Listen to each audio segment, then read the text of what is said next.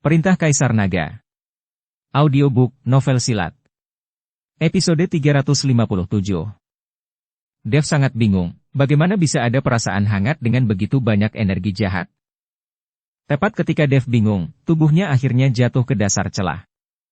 Dia melihat retakan besar itu semuanya berisi tulang putih, entah sudah berapa lama tulang-tulang itu berada di sana. Berjalan di atasnya menimbulkan suara berderit. Untungnya, dasar retakan ini dapat dideteksi dengan kesadaran spiritual, jika tidak, area sekitarnya akan gelap gulita dan tanpa kesadaran spiritual, akan sulit untuk bergerak maju. Dev menyebarkan kesadaran ilahinya dan mulai mencari sosok Master Sekte Luo.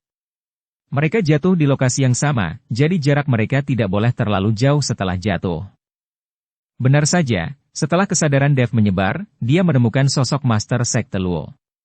Pada saat ini, Master Sekte Luo sedang koma karena kelemahan yang ekstrim. Selain itu, roh jahat ada di mana-mana di sini, jika bukan seorang kultivator iblis, tetapi seorang biksu biasa datang ke sini dan diserang oleh roh jahat dalam waktu yang lama, itu juga akan menyebabkan kerusakan. Dev buru-buru menyuntikkan semburan kekuatan spiritual ke dalam tubuh Master Sekte Luo, dan Master Sekte Luo perlahan terbangun. Rekan Taois Chen, di mana kita? Master Sekte Luo tampak sangat terkejut saat melihat Dev. Dia ingat bahwa dia sepertinya telah melompat ke dalam celah besar, tapi mengapa dia bersama Dev sekarang? Master Sekte Luo, kita berada di dasar celah besar.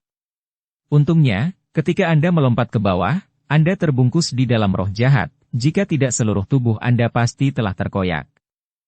Kata Dev. Baru pada saat itulah Master Sekte Luo menyadari bahwa mereka dikelilingi oleh roh jahat, dan ada tulang yang banyak di tanah. Di mana orang-orang dari sekte hantu iblis itu? Master Sekte Luo bertanya dengan cepat. Jika semua orang dari sekte hantu iblis masih di sini, mereka dalam bahaya. Hanya tetua agung dari sekte hantu iblis yang tersisa, dan dia juga melompat ke dalam celah. Saya tidak tahu apakah orang itu sudah mati atau tidak. Dev tahu bahwa nasib pria berjubah hitam yang terkena api pamungkasnya dan jatuh ke tanah bagian bawah retakan. Meskipun dia tidak mati, dia pasti terluka. Bagaimana nasib para murid dari 5 sekte besar kami? Dan Master Sekte Chen? Master Sekte Luo bertanya. Masih ada sekitar 20 murid dari 5 sekte utama. Tubuh fisik Master Sekte Chen telah dihancurkan, tetapi jiwa yang tersisa masih ada dan dapat membentuk kembali tubuh fisik. Jawab Dev. Bisa membunuh dia. Setelah mendengar ini, Master Sekte Luo terdiam. Saat ini, setelah pria berjubah hitam itu jatuh ke bawah, tubuhnya memang terluka oleh api, namun nyawanya tidak dalam bahaya. Merasakan aura menyeramkan di sekelilingnya, pria berjubah hitam itu mencibir di bibirnya. Selama dia menyerap roh-roh jahat ini, dia tidak hanya dapat pulih, tetapi kekuatannya juga dapat ditingkatkan dengan cepat. Memikirkan hal ini, pria berjubah hitam mulai menggunakan keahliannya dan mulai menyerap energi jahat. Tempat ini penuh energi jahat, dan pria berjubah hitam menyerapnya 2 kali lebih cepat dari biasanya. Setelah energi roh jahat diserap, Dev langsung menyadarinya. Dia bisa merasakan aliran energi roh jahat diserap. Mengikuti arah aliran energi roh jahat, dia dapat menemukan pria berjubah hitam. Master Sekte Luo, saya tahu posisi tetua agung sekte hantu iblis. Kata Dev dengan gembira di dalam hatinya. Kalau begitu ayo kita cari dia. Jika kita berdua bergabung, orang itu bukan tandingan kita. Ada energi jahat di mana-mana di sini. Jika kita membiarkan orang itu menyerapnya dengan seenak udel dan meningkatkan kekuatannya, kita akan berada dalam bahaya.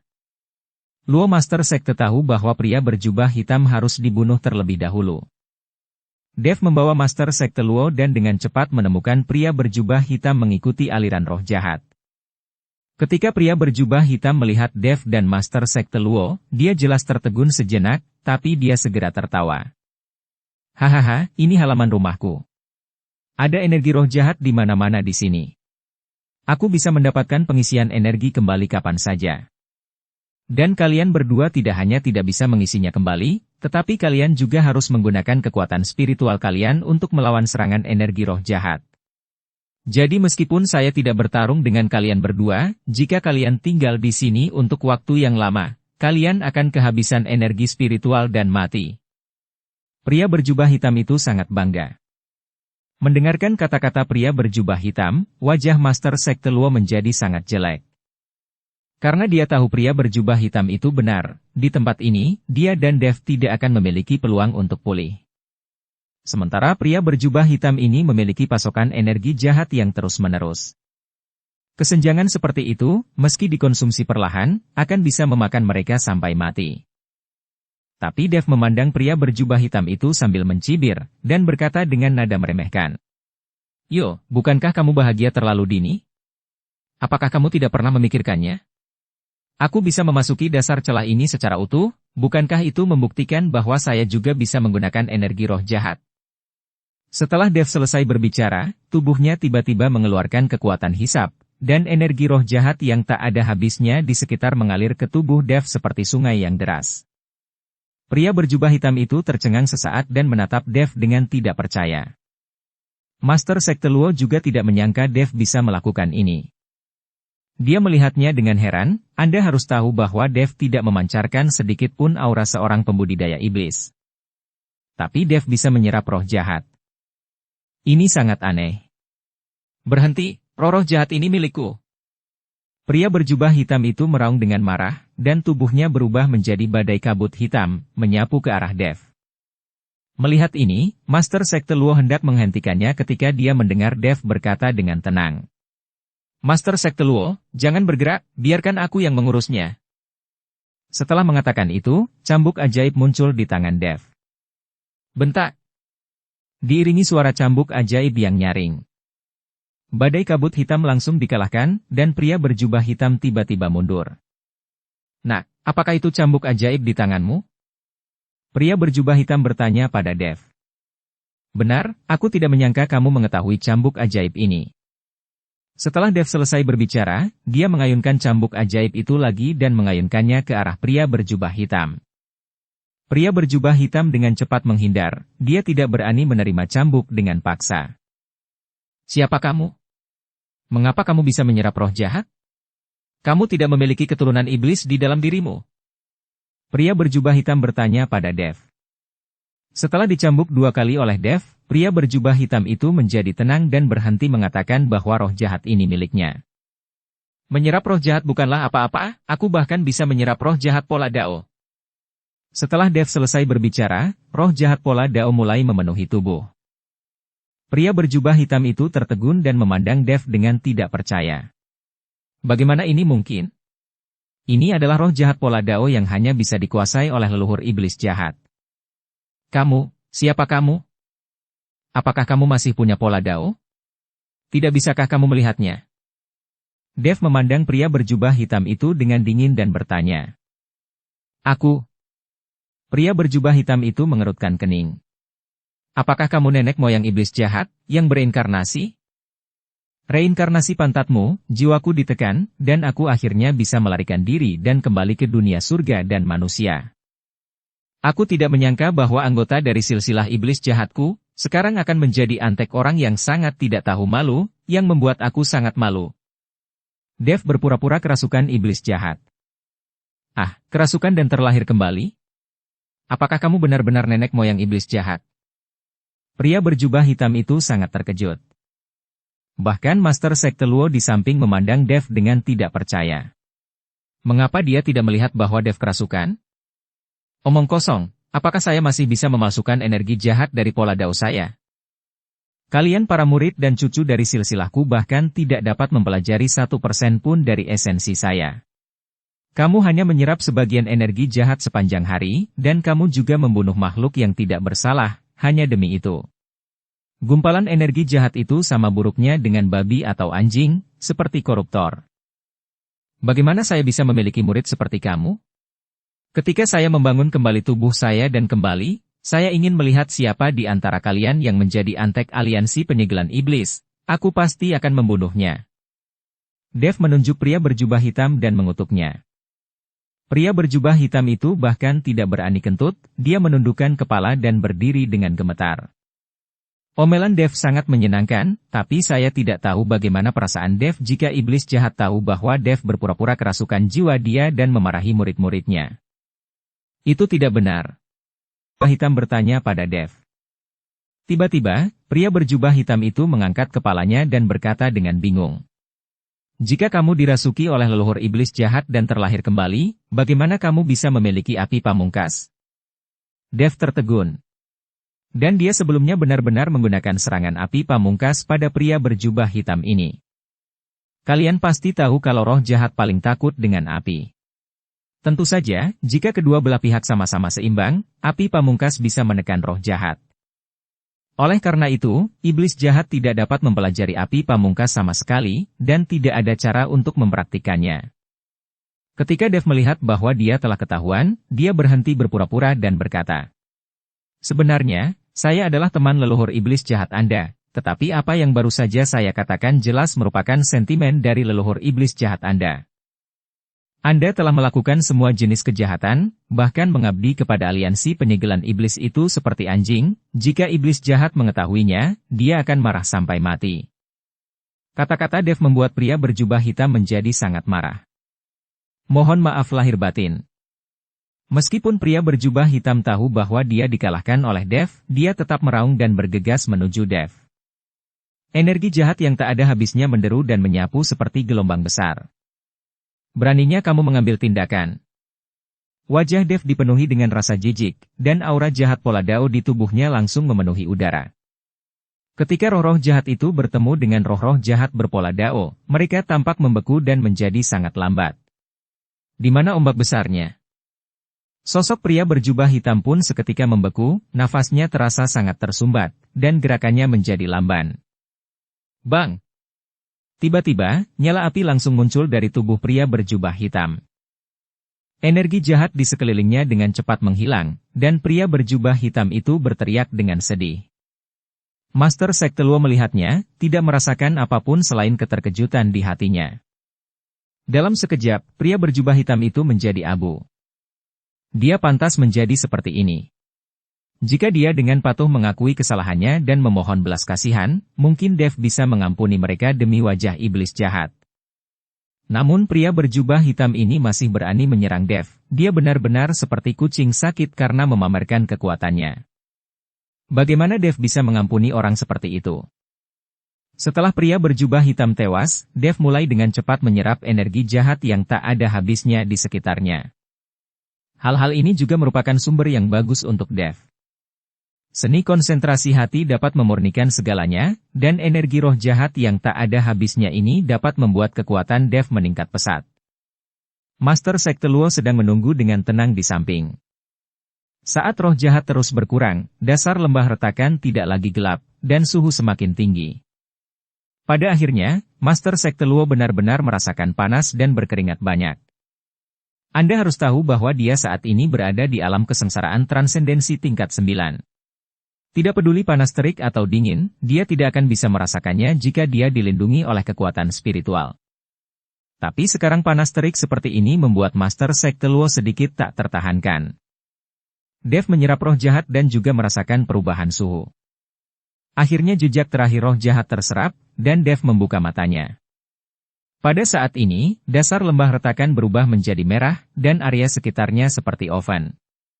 Tulang putih tebal di tanah semuanya menguap oleh gelombang panas dan menghilang tanpa bekas.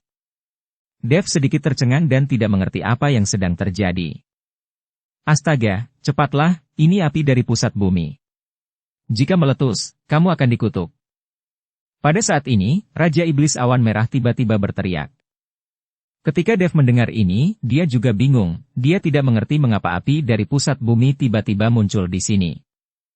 Namun saat Dev sedang kebingungan, tiba-tiba gelombang panas meletus tidak jauh dari situ. Gelombang panas yang menyertainya adalah lava yang menggelinding. Kemanapun magma lewat, bebatuan mulai terbakar. Lari! Melihat ini, Dev memanggil Master Sekte Luo dan mulai melompat dengan cepat. Magma terus meletus, menuju Dev dan yang lainnya dengan api dari pusat bumi. Tidak peduli seberapa cepat Dev dan yang lainnya, mereka tidak secepat letusan magma.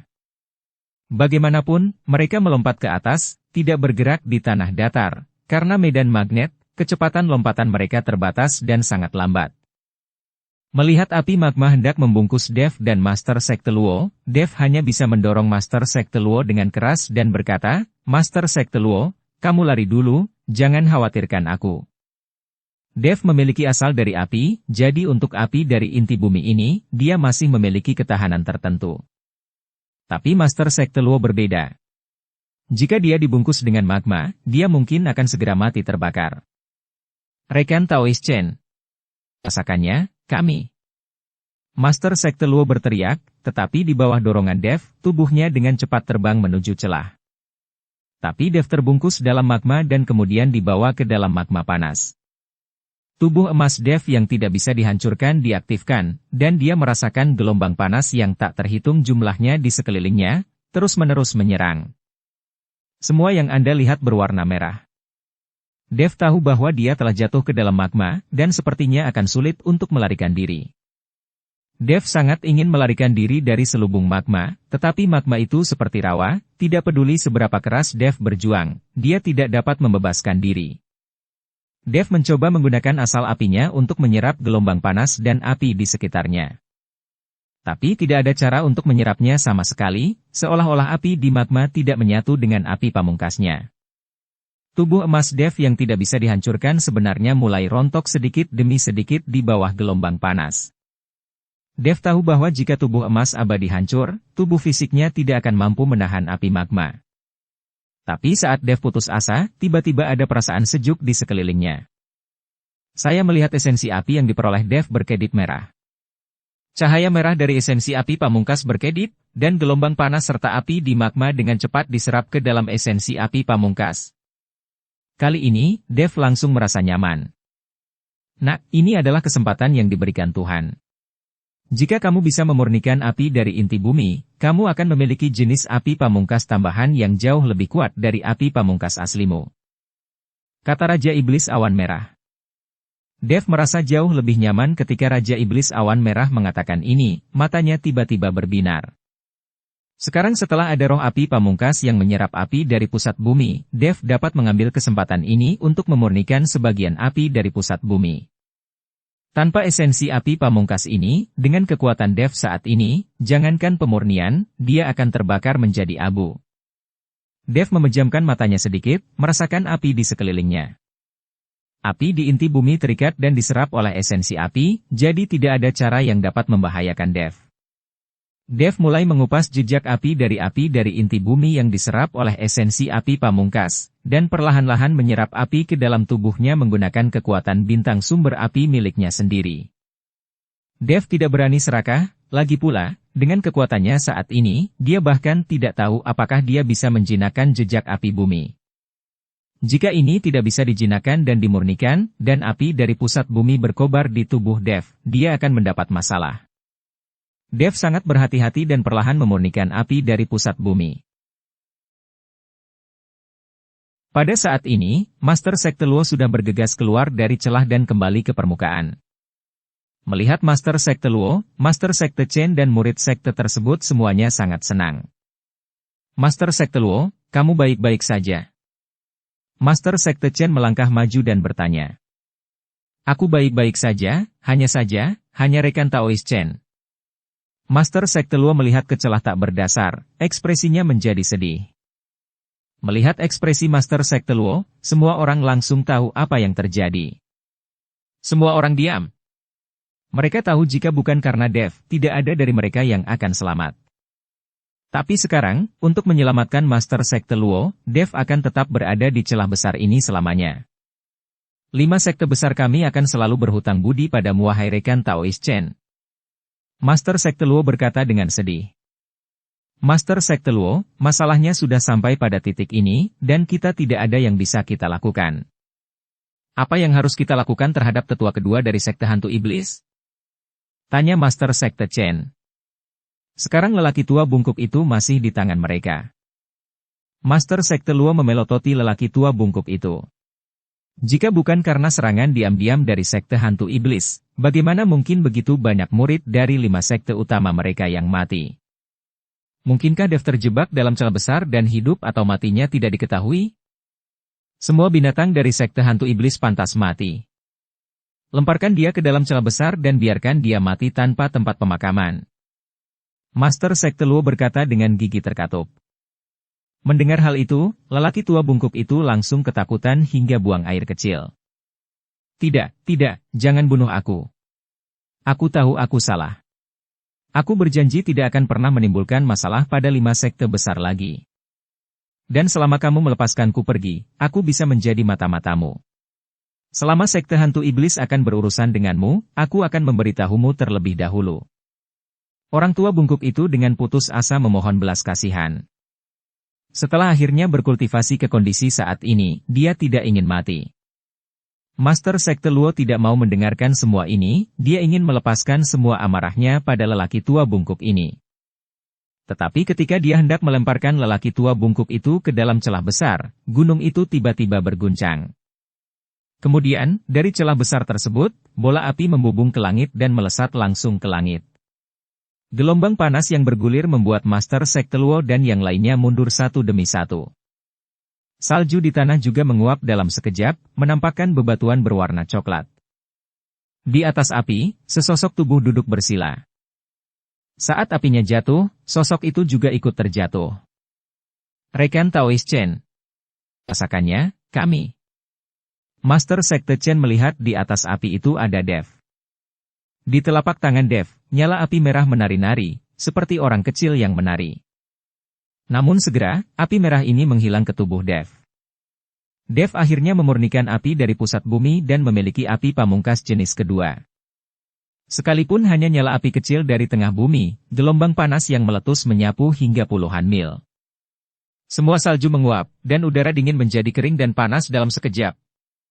Namun saat api memasuki tubuh Dev, udara dingin kembali menyapu, udara kering bertabrakan dengan udara dingin, dan salju tebal turun seperti bulu angsa.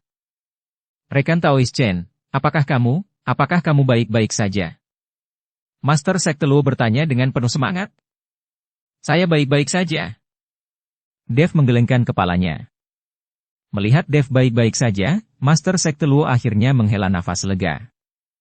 Rekan Taoist Chen, kali ini Anda menyelamatkan saya dan 5 sekte utama kami. Kebaikan Anda tidak akan terlupakan.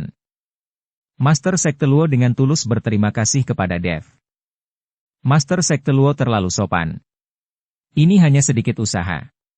Terlebih lagi, 5 sekte besar adalah sekte yang terkenal dan lurus. Anda menghukum kejahatan dan mempromosikan kebaikan, jadi saya harus membantu. Dev mengenali karakter sekte Master Luo. Lagi pula, ketika dia tahu bahwa aliansi penyegelan iblis sedang memburunya dengan imbalan selama 100 tahun, Master Sekte Luo tidak melakukan apapun padanya karena keuntungan. Rekan Taoist Chen, selamatkan aku. Aku tahu aku salah, dan aku tidak akan pernah berani melakukan apapun padamu lagi. Orang tua bungkuk itu berkata kepada Dev dan memohon belas kasihan. Dia tahu bahwa orang-orang dari 5 sekte besar pasti membencinya sampai mati. Jika dia benar-benar jatuh ke tangan 5 sekte besar, dia mungkin akan disiksa sampai mati. Sekarang dia hanya bisa memohon kepada Dev. Apa untungnya jika aku melepaskanmu? Dev bertanya sambil menatap lelaki tua bungkuk itu. Ya, pasti ada. Saya akan melapor dengan patuh kepada ketua sekte, dan saya tidak akan pernah melakukan apapun kepada Anda lagi. Sebenarnya, kami tidak ingin menjadi antek dari aliansi penyegelan iblis. Tetapi jika kami tidak melakukannya, kami akan dihukum oleh aliansi penyegelan iblis. Jika dihancurkan, tidak ada yang bisa kami lakukan. Jika Anda membiarkan saya kembali kali ini, saya pasti akan membujuk Master Sekte untuk menemukan cara untuk melepaskan diri dari aliansi penyegelan iblis dan berhenti menjadi anjing bagi aliansi penyegelan iblis. Orang tua bungkuk itu penuh dengan keinginan untuk bertahan hidup dan menghadapi Dev. Oke, saya percaya Anda untuk saat ini. Anda berasal dari silsilah iblis jahat dan telah melakukan kejahatan seperti itu. Ketika iblis jahat kembali ke bentuk aslinya, Anda tidak akan dapat memperoleh manfaatnya. Setelah Dev selesai berbicara, dia meminta murid dari 5 sekte besar untuk melepaskan lelaki tua bungkuk itu. Orang tua bungkuk itu mengucapkan terima kasih yang sebesar-besarnya, berbalik dan lari. Meskipun Master Sekte Luo dan orang-orang dari 5 sekte besar sangat membenci orang-orang dari sekte hantu iblis, tetapi sekarang Dev ingin melepaskannya, mereka tidak berani mengatakan apapun. Bagaimanapun, Dev juga menangkap orang itu, dan Devlah yang memiliki keputusan akhir apakah dia harus dibebaskan atau tidak. Rekan Taoist Chen, kami akan kembali juga.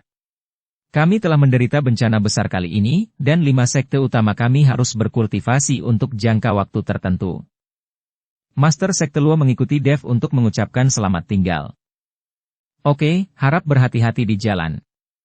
Selain itu, biarkan Master Sekte Chen membawa mutiara pengikat jiwa dan pergi ke Sekte Jiwa Iblis untuk menemukan Master Sekte Jiang. Ketika dia melihat mutiara pengikat jiwa, dia akan membentuk kembali tubuh Master Sekte Chen. Dev tahu, ketika Master Sekte Jiang melihat mutiara pengikat jiwa ini, dia pasti tahu bahwa Master Sekte Chen direkomendasikan sendiri olehnya. Sekte Jiwa Iblis mampu membentuk kembali tubuh fisik. Setelah mendengarkan kata-kata Dev, Master Sekte Chen berkata dengan rasa terima kasih, Rekan Taoist Chen, saya tidak akan sangat berterima kasih atas kebaikan Anda. Saya akan selalu mengingat kebaikan ini. Selamat tinggal.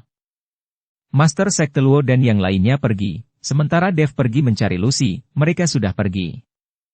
Ketika Dev bergegas ke tempat Lucy dan yang lainnya menunggu, dia menemukan bahwa tidak ada seorang pun di sana.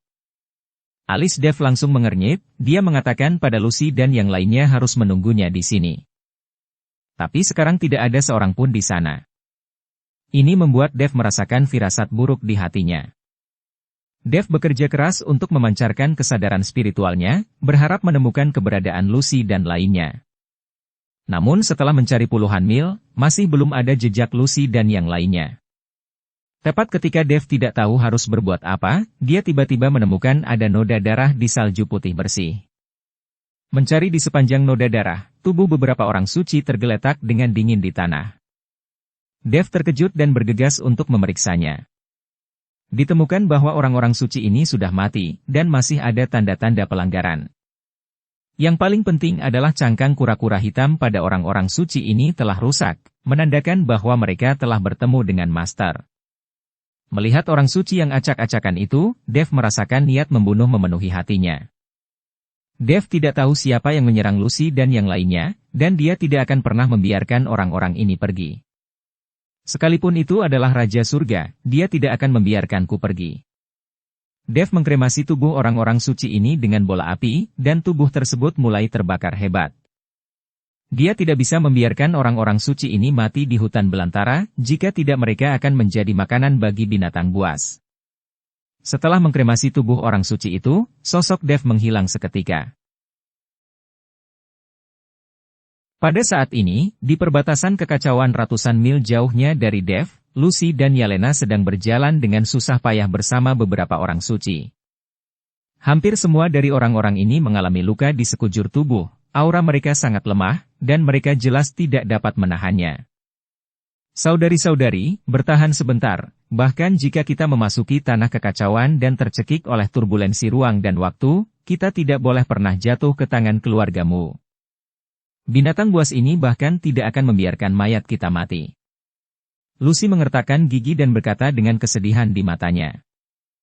Ya, meski kita mati, itu tidak akan mudah. Bunuh binatang keluargamu ini. Yelena juga mengangguk dan berkata. Oke. Orang suci yang tersisa semuanya mengangguk setuju. Anda tahu, sebagai orang suci di Istana Guanghan, kesucian mereka adalah yang paling penting, dan hidup mereka bukan apa-apa. Tapi binatang buas dari keluargamu ini tahu bahwa apa yang paling dipedulikan oleh orang suci Istana Guanghan? Dia bahkan tidak menyayangkan mayatnya. Jadi meskipun Lucy dan yang lainnya mati, mereka tidak ingin mati di tangan anggota keluargamu ini. Lucy dan kelompoknya berjalan menuju perbatasan kekacauan dengan mata tegas. Tidak jauh di belakang Lucy dan yang lainnya, Yosemite dan keluargamu sedang mengejar. Di samping Yosemite, diikuti seorang wanita paruh baya. Orang ini adalah Bibi Kelsie, Natalimu, wanita tertua keluargamu. Jika Yosemite hanya membawa keluargamu, Lucy dan yang lainnya tidak akan mengalami korban jiwa yang begitu besar. Namun siapa sangka Natalie ini ada di sini. Sebagai sesepuh Istana Guanghan, Lucy dan yang lainnya mengetahui bahwa keluargamu tertarik pada Istana Guanghan. Istana Guanghan tahu hal ini, tetapi tidak siap. Mereka langsung diserang oleh Natalie, dan menderita banyak korban. Butuh upaya putus asa untuk melarikan diri dari sini. Nona, orang-orang suci dari Istana Guanghan ini telah pergi ke tanah kekacauan di perbatasan, apakah kamu pergi ke negeri kekacauan untuk mencari kematian? Yosemite melihat ke arah di mana Lucy dan yang lainnya melarikan diri dan berkata, bukannya mereka ingin memasuki tanah kekacauan, tapi kita yang mendorong mereka masuk. Kata Natalie sambil tersenyum dingin. Yosemite tertegun sejenak, wajahnya penuh kebingungan. Nona, mengapa Anda mengusir mereka ke tanah kekacauan? Natalie tidak mengatakan apa-apa, tetapi menunjuk ke arah barat daya tidak jauh. Yosemite melihat ke arah jari itu dan menemukan ada lingkaran cahaya samar yang mengalir ke arah itu, dan dalam cahaya itu tampaknya ada gunung megah di tengah tirai. Kali ini, Yosemite kebingungan, karena beberapa hari terakhir ini dia belum pernah melihat tirai tipis ini di wilayah kutub, apalagi gunung seperti itu. Wilayah kutub aslinya berada di Gunung Iblis Surgawi, bukankah gunung yang tiba-tiba muncul sekarang adalah gunung di dalam gunung? Itu gunung batu ekstrim. Tambang batu ekstrim yang asli ada di atas gunung batu ekstrim. Hanya saja gunung batu ekstrim diblokir oleh penghalang dan tidak dapat dilihat pada waktu biasa. Hanya ketika waktu dan ruang di perbatasan kekacauan terdistorsi, dapat memunculkan gunung batu ekstrim. Hanya dengan cara ini kita dapat memiliki kesempatan untuk memasuki gunung batu ekstrim untuk mengumpulkan batu ekstrim. Ini yang baru saya pelajari, jadi saya datang ke kutub untuk mencari Anda. Natalie menjelaskan setelah Yosemite. Saat itulah Yosemite mengerti dan mengapa Natalie tiba-tiba datang ke kutub. Pantas saja beberapa hari terakhir ini mereka hanya menemukan batu ekstrim berserakan, namun tidak menemukan tambang batu ekstrim, ternyata terhalang oleh pembatas. Apalagi gunung batu ekstrim ini terletak di perbatasan kekacauan, tidak ada yang berani mendekatinya, jadi tidak ada yang menemukannya. Nona, Anda mendorong orang suci dari Istana Guanghan ini ke tanah kekacauan hanya untuk mengubah waktu dan ruang di tanah kekacauan untuk menciptakan kondisi untuk memasuki gunung batu ekstrim, kan? Yosemite langsung mengerti. Ya, kamu sangat pintar. Natalie tersenyum tipis.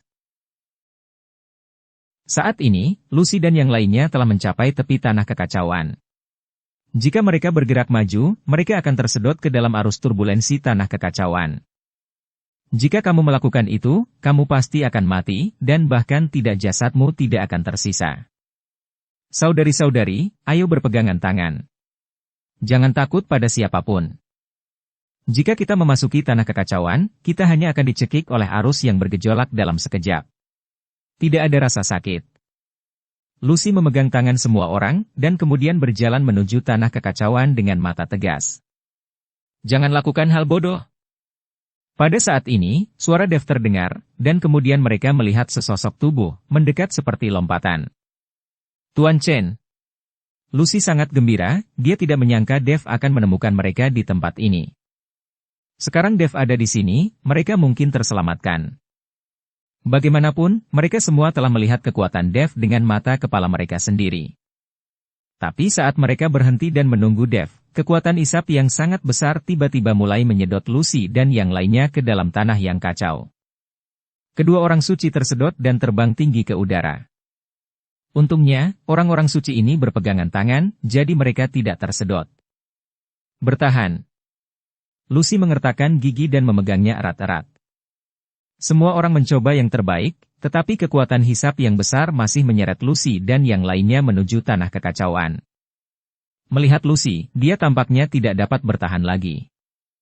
Sosok Dev muncul seketika, dan kemudian aura besar melonjak, membuat Lucy dan yang lainnya menjauh dari kekuatan isap yang besar. Tapi Dev sendiri langsung tersedot oleh hisapan tanah kekacauan. Tuan Chen. Semua orang suci terkejut dan hanya bisa berteriak, tetapi tidak ada yang memiliki kemampuan untuk membantu. Tubuh Dev seperti perahu kecil, bergoyang di tanah kekacauan. Dengan tubuh emasnya yang tidak bisa dihancurkan diaktifkan, Dev menahan turbulensi di tanah kekacauan. Tubuh Dev terus-menerus diseret ke kedalaman tanah kekacauan dengan hisapan besar. Tubuh emas Dev yang tidak bisa dihancurkan mulai hancur. Semua kekuatan di tubuhnya diletuskan oleh Dev, membentuk lapisan perisai. Tapi tidak ada gunanya sama sekali, ia langsung dikalahkan oleh turbulensi ruang dan waktu. Noda darah mulai muncul dari 7 lubang Dev. Apakah aku benar-benar akan mati di sini hari ini? Dev menyerah dan putus asa. Kristal naga di dada Dev meledak dengan cahaya, dan seekor naga emas berputar di sekitar Dev. Tapi di ruang kacau itu, bahkan naga emas pun menghilang dengan cepat. Tetapi pada saat ini, Dev menemukan bahwa melalui ruang yang kacau ini, dia dapat melihat petak-petak padang salju, serta monster-monster. Ini bukan kutubnya, ini padang es Arktik. Dev langsung tercengang. Serigala salju itu adalah monster di padang es Arktik. Dev tidak menyangka bahwa setelah melewati perbatasan kutub wilayah selatan, dia akan mencapai hamparan es di wilayah utara. Begini, seluruh dunia surga dan manusia adalah lingkaran tertutup. Pantas saja Dev menemukan monster utara seperti serigala salju di wilayah kutub. Meskipun dia tahu bahwa ladang es utara berada di seberang jalan, Dev tidak bisa bergerak sama sekali. Tubuhnya sepertinya membeku di sana. Di negeri kekacauan, ruang mulai berputar, dan turbulensi ruang dan waktu seperti pisau tajam, terus-menerus memanen Dev. Tubuh Dev sudah penuh bekas luka. Naga emas yang mengelilingi tubuhnya juga perlahan menghilang. Dan Dev menemukan bahwa gunung yang menjulang tinggi menjadi semakin jelas. Di gunung yang tinggi itu, petak-petak bebatuan yang sangat berbatu memancarkan cahaya. Tambang batu ekstrim. Dev tidak menyangka bahwa tambang batu ekstrim ditemukan di tanah kekacauan. Namun, tambang batu ekstrim tidak berada di tanah kekacauan, melainkan terhubung erat dengan tanah kekacauan. Sudah berakhir, kali ini benar-benar sudah berakhir. Dev menghela napas. Sekarang dia menemukan bahwa tambang batu ekstrim tidak berguna. Dia akan mati. Saat ini, Dev bahkan merasakan nafas kematian. Ini adalah saat terdekatnya dia dengan kematian. Kematian mungkin melegakan. Gi menjadi semakin jelas. Aku tidak tega meninggalkan wanita di sekitarku. Pikiran Dev jatuh ke dalam kenangan. Ibarat menayangkan film, dimulai dari saat dia di penjara dan keluar dari penjara, sedikit demi sedikit. Raja Iblis Awan Merah juga panik di lautan kesadaran Dev saat ini. Jika Dev tewas di sini, dia pasti akan tamat. Jangan menyerah, bertahan, kamu tidak bisa mati. Apa yang akan aku lakukan jika kamu mati? Teriak Raja Iblis Awan Merah. Sangat disayangkan bahwa Dev sepertinya tidak dapat mendengarnya sama sekali, dan kelangsungan hidupnya di luar dunia semakin rendah. Saat ini, di rumah hutan pegunungan. Tuan Si tiba-tiba mengerutkan kening. Mengapa orang ini pergi ke tanah kekacauan? Dia benar-benar mencari masalah. Tuan Si bergumam, dan tubuhnya menghilang seketika. Tepat ketika kehidupan Dev perlahan menghilang dan pikirannya mulai kacau. Tiba-tiba cahaya keemasan menyinari tubuhnya, diikuti dengan perasaan nyaman yang belum pernah terjadi sebelumnya yang menyebar ke seluruh tubuh Dev. Di depan Dev, Tuan Shi, yang mengenakan pakaian biasa, diam-diam melihat Dev. Ketika Dev membuka matanya dan melihat Tuan Si, dia tercengang. Apakah aku di neraka atau di surga? Dia benar-benar mencari masalah. Pasti di surga. Apakah saya melihat Anda di surga? Tuan Si, apakah Anda tahu berapa dalam aku merindukanmu? Seru Dev. Faktanya, Dev selalu menganggap Tuan Si sebagai orang tuanya. Di dunia sekuler, Dev menerima bantuan cermat dari Tuan Si. Tanpa Tuan Si, Dev mungkin telah dibunuh sampai mati oleh orang-orang dari aliansi seni bela diri di Kyoto. Mendengarkan kata-kata Dev, Tuan Si terdiam beberapa saat. Dev, jangan lupa bahwa kamu adalah seorang biksu, seorang kultivator abadi sejati. Surga apa? Bukankah menurutmu konyol mengatakannya dari mulutmu? Hanya manusia biasa yang bisa mengatakan ini. Tuan Si berkata dengan tenang. Dev menjadi linglung setelah mendengarkan kata-kata Tuan Si, tapi dia segera sadar. Tuan Si, saya belum mati, begitu pula Anda? Benar, kan? Dev memeluk Tuan Si dengan penuh semangat. Tuan Si belum mati, begitu pula dia. Karena dia bisa dengan jelas merasakan aura Tuan Si saat ini. Tubuh Tuan Si memancarkan cahaya keemasan, dan dimanapun cahaya itu bersinar, di situ ada kedamaian dan ketenangan. Turbulensi ruang dan waktu bahkan tidak bisa mendekat. Aku ingin membiarkanmu berpetualang sendirian di dunia surga dan manusia, tetapi kamu sendiri mencari kematian. Kamu bahkan berani memasuki tempat kekacauan ini. Sudah kubilang, meskipun kamu tahu bahwa aku masih hidup, saya tidak dapat menyelamatkan Anda kapanpun dan dimanapun. Anda harus menempuh jalan di depan sendirian. Jika Anda mencoba bunuh diri lagi, saya tidak akan mempedulikannya lagi. Tuan Si selesai berbicara, dan kemudian menatap Dev. Pandangan sekilas ini membuat Raja Iblis Awan Merah gemetar dalam lautan kesadaran Dev. Segera setelah Tuan Si melambaikan tangannya, cahaya keemasan menyala, dan Dev langsung muncul di luar tanah kekacauan dan jatuh koma. Dan sosok Tuan Si juga menghilang. Tuan Chen, Tuan Chen.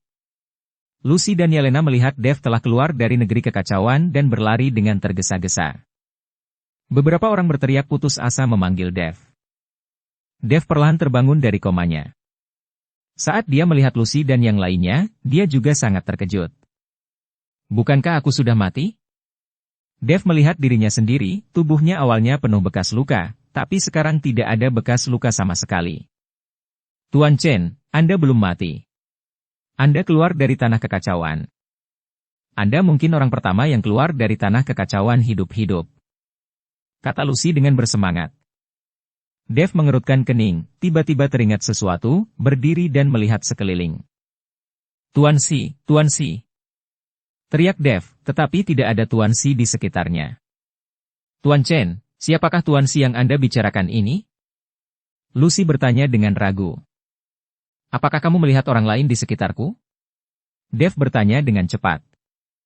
Tidak, aku hanya melihatmu keluar dari tanah kekacauan. Lucy menggelengkan kepalanya. Saat ini, Dev berpikir keras, mungkinkah dia bermimpi? Dev tidak tahu apakah itu kenyataan atau mimpi. Dia hanya ingat ketika dia akan mati, Tuan Si muncul. Yo, itu bukan mimpi, ada yang menyelamatkanmu. Raja Iblis Awan Merah berbicara. Ketika Dev mendengar ini, dia bertanya dengan penuh semangat. Apakah itu Tuan Si? Pernahkah Anda melihatnya? Bagaimana saya tahu siapa orang itu?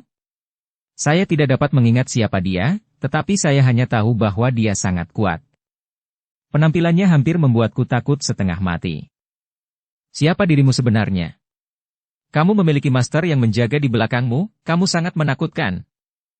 Menghentakkan kakimu di dunia surga dan manusia, bukankah mereka semua harus sujud padamu?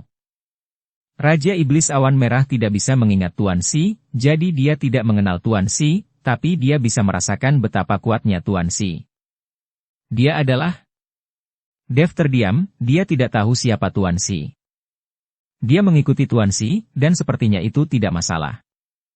Tapi Tuan Si sangat penyayang seperti seorang ayah baginya. Dev pernah curiga bahwa Tuan Si seharusnya berasal dari klan naga, dan mereka berdua adalah klan naga, jadi masuk akal jika Tuan Si menjaganya. Tapi Tuan Si sendiri tidak pernah mengakuinya. Tidak peduli siapa dia, kamu harus melindungiku setelah aku terlahir kembali secara fisik. Raja Iblis Awan Merah berkata dan berhenti berbicara. Dev juga terdiam beberapa saat. Bukankah mereka semua harus sujud padamu? Ini bukanlah apa yang dikatakan Raja Iblis Awan Merah sebelumnya, dia mengatakan bahwa ketika dia mencapai surga, dia akan melindunginya. Sekarang dia sebenarnya ingin dirimu untuk melindunginya. Apa-apaan ini? Tuan Chen, apakah Anda baik-baik saja? Jika Anda baik-baik saja, ayo cepat pergi. Keluargamu akan segera menyusul. Lucy melihat Dev tidak bergerak dan berkata. Dev sedang berbicara dengan Raja Iblis Awan Merah, tetapi Lucy dan yang lainnya tidak dapat mendengarnya. Oke, ayo pergi ke Gunung Batu Ekstrim. Dev menunjuk ke gunung di kejauhan. Karena Dev, kekacauan di tanah kekacauan melonjak, membuat pegunungan menjadi terlihat jelas dan lingkaran cahaya di sekitarnya menjadi lebih gelap. Lucy dan yang lainnya memandangi gunung yang tinggi dan bertanya dengan bingung. Tuan Chen, sepertinya saya tidak pernah melihat gunung ini sebelumnya. Mengapa disebut Gunung Batu Ekstrim? Puncak gunung itu seharusnya selalu berada di tanah kekacauan. dan diblokir oleh penghalang, dan bisa muncul karena suatu alasan.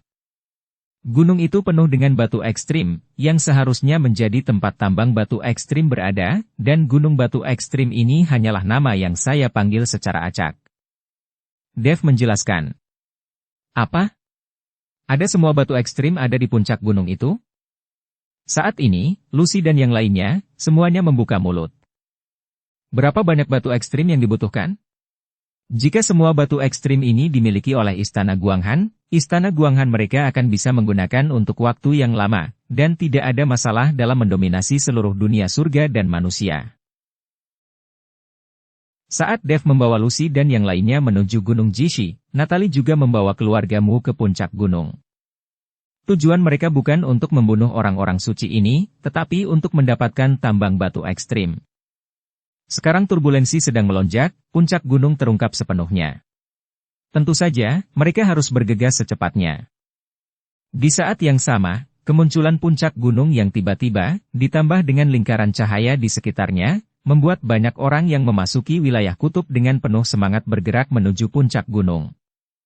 Lagi pula, mereka belum menemukan tempat jatuhnya makhluk abadi selama berhari-hari, dan sekarang sebuah gunung tiba-tiba muncul. Tentu saja mereka harus pergi melihatnya. Mungkin ini adalah tempat tersembunyi di mana makhluk abadi jatuh. Untuk sesaat, semua orang berlari menuju puncak gunung yang muncul. Dev dan yang lainnya paling dekat dengan tanah kekacauan, jadi mereka bergerak dengan sangat hati-hati. Terlalu banyak turbulensi di tanah kekacauan ini, dan juga banyak hisapannya. Siapapun yang tidak berhati-hati akan tersedot ke dalamnya. Dev tahu bahwa jika dia tersedot ke dalam kekacauan lagi, tidak ada yang bisa menyelamatkannya. Tuan Si tidak bisa muncul kapanpun dan dimanapun. Namun Dev masih sangat senang mengetahui bahwa Tuan Si belum mati. Dev berjalan di sisi paling dalam, mata langit dan kegelapan terbuka, dan semua yang ada di depannya menjadi abu-abu.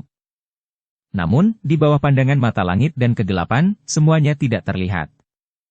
Bahkan pemandangan di tanah kekacauan terlihat jelas oleh Dev. Tidak peduli betapa terdistorsinya ruang dan waktu, Dev dapat melihatnya dengan jelas. Saat dia semakin dekat ke gunung berbatu, Dev tiba-tiba menyadari aura yang tidak biasa.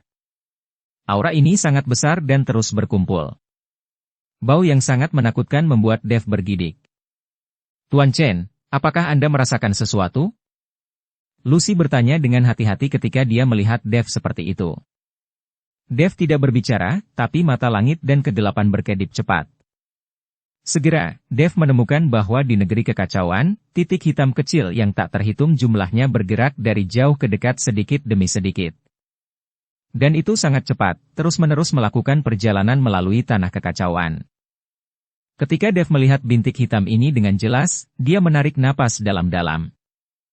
Dia melihat bahwa ini semua adalah monster-monster. Monster yang tak terhitung jumlahnya berlari dari padang salju di wilayah utara. Monster-monster ini sepertinya tertarik dan dipanggil oleh sesuatu, jadi mereka bergegas ke tanah kekacauan dengan seluruh hidup mereka, dan kemudian berlari menuju kutub. Monster-monster di tanah kekacauan sepertinya tidak terpengaruh oleh apapun. Arah tujuan monster-monster ini ternyata adalah gunung batu ekstrim. Kemunculan gunung batu ekstrim juga menarik banyak monster. Bahkan di tanah kekacauan di seberang perbatasan, monster-monster ini menyadarinya. Lagi pula, bagi monster-monster yang hidup di padang salju, batu ekstrim juga merupakan sumber daya budidaya bagi mereka. Melihat monster yang tak terhitung jumlahnya, Dev menarik napas dalam-dalam, dan seluruh tubuhnya menjadi sangat serius. Percepat dan segera naik gunung. Dev tahu bahwa jika mereka ada di sini, mereka akan diinjak-injak sampai mati oleh monster-monster yang bergegas keluar dari tanah kekacauan. Monster yang tak terhitung jumlahnya seperti gelombang besar, dan beberapa dari mereka pasti akan tenggelam dalam sekejap. Hanya dengan segera naik ke gunung batu ekstrim mereka dapat menghindari dampak gelombang besar monster ini. Dev mempercepat, dan Lucy serta yang lainnya mengikuti dari belakang. Meskipun mereka tidak dapat melihat situasi di negeri kekacauan, mereka mematuhi perintah Dev tanpa syarat. Ekspresi Dev sangat gugup, yang juga membuat orang-orang suci yang mengikuti di belakangnya tidak berani bernapas. Mereka belum pernah melihat Dev begitu gugup. Dev dan yang lainnya semakin dekat ke gunung batu ekstrim. Ketika mereka mencapai kaki gunung dan melihat lingkaran cahaya di sekitar, mereka menyadari bahwa ada formasi di kaki gunung. Pantas saja puncak gunung seperti itu bisa terhalang oleh penghalang dan memancarkan lingkaran cahaya. Dev menyentuhnya dengan ragu-ragu dan menemukan bahwa formasi ini bukanlah formasi ofensif. Hanya saja saat Anda masuk ke dalam formasi, Anda tidak bisa menggerakkan aura apapun di tubuh Anda, sama seperti manusia biasa. Namun setelah keluar dari formasi dan memasuki gunung, Anda akan pulih. Setelah percobaan berulang kali beberapa kali, Dev memimpin Lucy dan yang lainnya ke dalam formasi di kaki gunung. Dev tidak tahu siapa yang mengatur formasi ini, tetapi dengan formasi besar yang dapat melindungi seluruh gunung, orang itu pasti adalah seorang master formasi yang sangat hebat. Setelah masuk ke dalam formasi, langkah kaki Dev dan yang lainnya menjadi sangat berat. Jangankan terbang, berjalan pun sulit. Lagi pula, akan sangat sulit bagi orang biasa untuk berjalan di jalan pegunungan yang bersalju. Tetapi tidak lama setelah Dev dan yang lainnya memasuki formasi, mereka menemukan bahwa tidak jauh dari situ, sekelompok orang juga bergerak maju dengan susah payah. Bersambung ke episode 358. Dukung kami dengan subscribe, follow, like, komen dan share. Terima kasih.